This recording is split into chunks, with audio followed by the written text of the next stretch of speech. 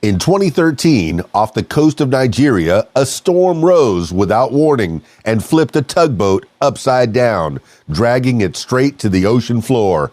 12 men were on board. 11 would never return. The only survivor was Harrison Okene, Okene, the ship's cook. When the vessel capsized, it sank 30 meters, almost 100 feet, into pitch black water.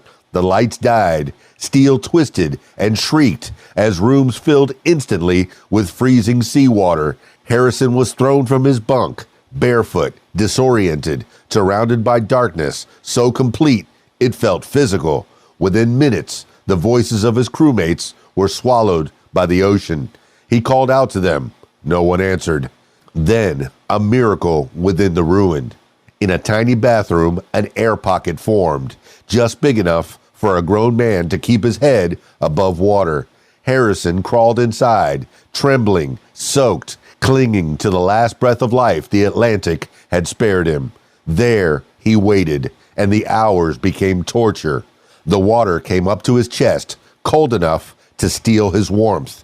He could hear fish bumping into the wreckage. He could hear crabs scraping along the metal. Sometimes he heard the hollow thud of something drifting past him, and he knew, with a pain too deep to name, it was another crewmate. He prayed. He recited Psalm 54 until the words blended with the sound of the waves inside his skull. "Oh God, save me by your name." His breath grew heavy. The air was turning poisonous. He felt himself slipping into stillness, the kind that ends life quickly. Then, through the crushing silence of the deep, came a sound he hadn't heard in days. Clink, tap, metal on metal. Divers, but they weren't looking for survivors. They were recovering bodies. Harrison knew this was his last chance. He dove under the water, swam toward the noise, and reached out through the darkness with a trembling hand. A diver nearly jumped out of his skin when a human hand suddenly grabbed him. He shouted into his radio, voice crackling, "We've got a live one! He's alive down here!" After nearly 60 hours in a cold steel coffin, Harrison Okene was lifted back into a world of sunlight and air.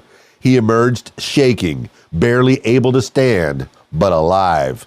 Doctors called it a physiological miracle. Rescue teams called it the greatest stroke of luck they'd ever seen. Harrison called it God's mercy. Today, his story stands as one of the most unbelievable deep-sea survival events ever recorded. Proof that even in the darkest, coldest places on Earth, a spark of life can hold out until rescue arrives. If you feel like you're sinking, if the water is rising and the light is gone, hold on. There may already be footsteps and a beam of light searching for you. Stick around for more. It's KeysDAN, RadioWhat.com, DJLittleRock.com. Peace. I'm out of here.